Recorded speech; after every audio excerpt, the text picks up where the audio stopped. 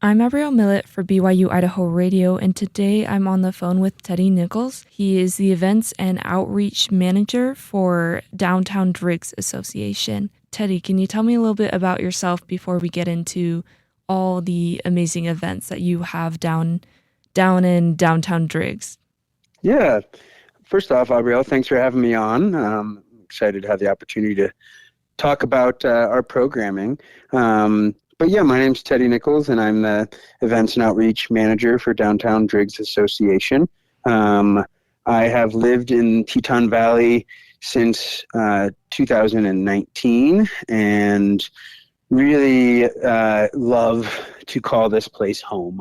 Um, and a big fan of basically all things Teton Valley. I love getting outside and recreating, and love our small town vibe, and like being a part of making our community what it is.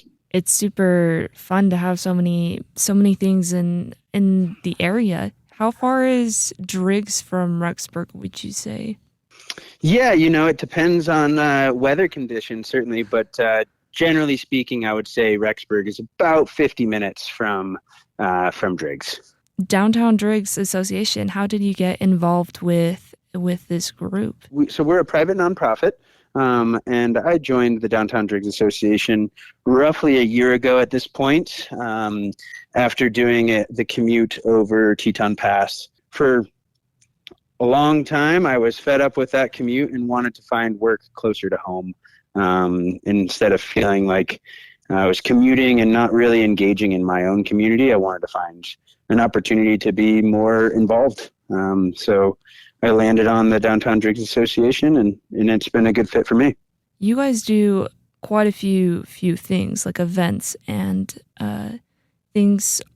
I'm guessing all throughout the year, but especially at this point of the year, you have the Downtown Sound concerts, the Plein Air Festival, and the Shakespeare in the Park.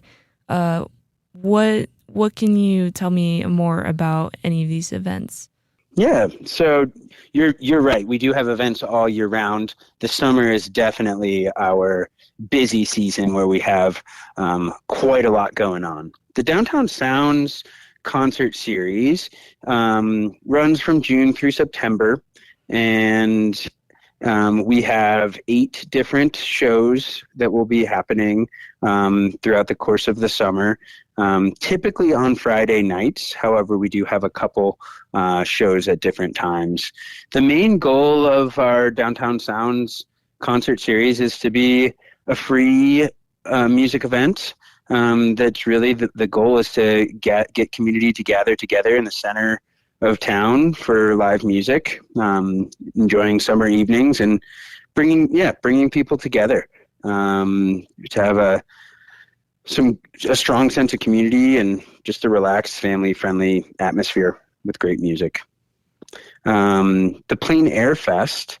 Plein Air, first off, I'll share. Plein Air is a fancy French way of saying painting outdoors in real time. And so that is an event that we put on annually that will be running from July 23rd through August 3rd, I believe. And we have 70 artists from across the country that will be coming to compete in a week-long event where they can paint within Teton Valley and sell their artwork here in Downtown Driggs throughout the entirety of that week. And it's really fun watching artists come and swap out what they have on the walls, and community members come in and find something that really speaks to them, and they can purchase there and meet the artists. And it's a really great event. Lastly, our Shakespeare in the Park is an event that we put on in partnership with Montana State University. And this year we will be having Much Ado About Nothing will be on July 29th at 6 p.m. Once again, all of our events are completely free and open to the public. I definitely can talk more specifically about all of our programs, but that's just a kind of a general overview of our summer programming right there. Yeah, those all all sound kind of amazing. These are very artsy, fun things for the public to do during the summertime. Um, in regards to like the downtown sounds, how do you, I guess, go about finding these artists? Are a lot of them local general area, or are they from farther? Or what kind of, I guess, people do you have playing at these concerts? Yeah, so we do our best to have a wide variety of different types of music. We don't want to simply have bluegrass or country. We want to have all sorts of music and really try to bring unique sounds to our community. We do have a mix of local acts as well as traveling national acts. This year, our first group that's playing is a band called Easy Chair. They blend blues, bluegrass, and Americana in a really authentic Mountain West sound. They're a local group, and we're excited to have them play. Will Baxter Band is coming from Salt Lake City area, which is a rhythm and blues energy with lots of guitar focused music. We got Death and Taxes Swing Band that will be coming from San Francisco and bring in kind of danceable vintage swing sound, lots of fun energy and chance to help get people up and moving. Some other acts. We have a classical music night that we'll have with partnership with the Teton Valley Chamber Music Festival and the Grand Teton Music Festival. We'll be coming and have some classical music and vocals featured that night. And one of our community favorites is our community contra dance. That's going to be our last show of the summer season in September, where we'll have the Yellow Dog String Band, a group that's mostly local, some folks coming from out of town, kind of a super group of sorts, and have a caller from Bozeman that comes down, and it's a great event. In general, with our downtown sound shows, we have a very nice mix of generations of people just getting together and having the shared experience of listening to music on a nice summer evening, potentially getting food from a food truck, and just hanging out. That's definitely awesome because music is something that brings, like you said, it brings a lot of people together. I guess what's been your favorite part seeing a community of different ages brought together because of the music? I mean, there's nothing else like seeing a little kiddo dancing right alongside their grandpa. Yeah, it's just it's all good, feel good energy, and having that type of creating that type of environment is just fun. Yeah, and so these concerts are between June and September. Yeah, so our first one is June 5th, and we actually have 3 in June. We'll have 3 in July, 1 in August, and 1 in September. You can find out more on all of these events simply by going to our website, downtowndriggs.org. Another website I'll plug that has a lot of events in Teton Valley is welcometetonvalley.org. Both of those will be great places to find more information about our events and other events happening in our area. I love that. That's very useful for the audience to pick up and get more information. When you talk about the Plein Air Fest, that's something that I feel like I've learned recently because there's the Eastern Idaho Art Museum. They had a lot of artists do plain art, like outside. They painted a whole art piece. Do you know how long this festival has been going on for? This will be, I believe, our 16th annual Plein Air Fest. Yeah, roughly 16 years. Wow, that's amazing. It definitely seems like there's a community for it in the area. Yeah, and this will be our second year where we've had a jury to entry process. So it's certainly created a higher caliber artist that's coming to the event. And as a result, it's really awesome just to walk through the gallery and to see the works and whatnot. It's definitely a higher level of art that, to have people in our own backyard creating these pieces is pretty cool. And definitely, if a view of the Tetons is something that's special to you, having a painting of the Tetons where perhaps you even saw the person painting it is a pretty special opportunity. I guess, like you said, this is the second year that you guys done with a jury. Yeah, juried entry. So artists have to apply, and then we have a panel that reviews each artist and decides if they are going to be given an invitation to join. Okay, so it's definitely something competitive, something, like you said, a high caliber program or something for an artist who really wants to push himself. Yeah, and there's a couple workshops as well that there's some renowned artists putting on that for anyone to be able to sign up and join a workshop. And then on July 27th, we'll have a paint out at Grand Targhee, which I think is a really cool thing. If any listeners are able to get up there that day to take the chairlift up and watch artists as they paint is really cool up there with the views from the top of Targhee. We'll also have a couple quick draws during that event where artists have a specific amount of time to paint within Downtown Driggs, and they have 3 hours to make a painting and to finish it, which to choose where you're going to paint and to paint within 3 hours is quite a quick amount of time. So adding that time pressure is a unique skill set for certain artists to be able to accomplish that too is pretty cool. Yeah, and that's super fun.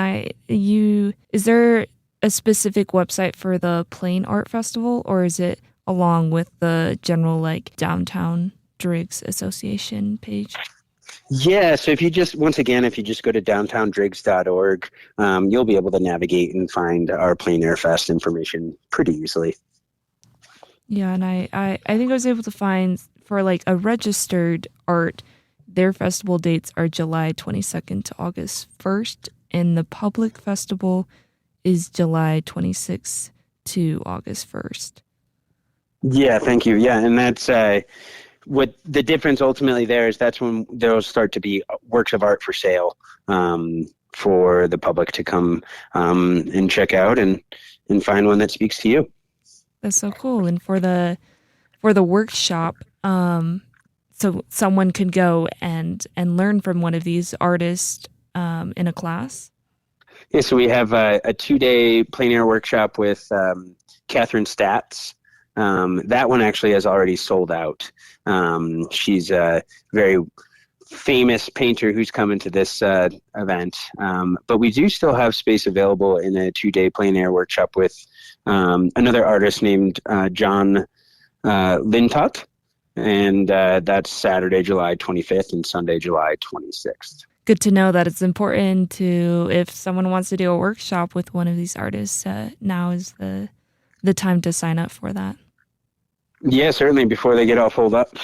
And for the Shakespeare in the Park, I've seen one or two of these. I haven't gone down to Driggs to see your guys' Shakespeare in the Park, and you said that was with Montana State University? Yes, that's correct, yeah. We have our event on July 29th at 6 p.m. If folks show up a little bit earlier, we have a local nonprofit group called the Axe Foundation that will be putting on a pre-event show at 5:30. But it's on the Teton County Courthouse lawn. Once again, a free event, and it's really fun. They bring their own stage, and they travel. This group puts on, in about 3 months, they put on about 80 performances across the Mountain West. So they are just on a mission to spread Shakespeare throughout the region, and they will stop through here for one night and do a play for us. And it's just a fun way to bring a little bit more culture to our rural community and to have a chance for folks to see a Shakespeare show outside is really, I think, an accessible and enjoyable way to spend a summer evening.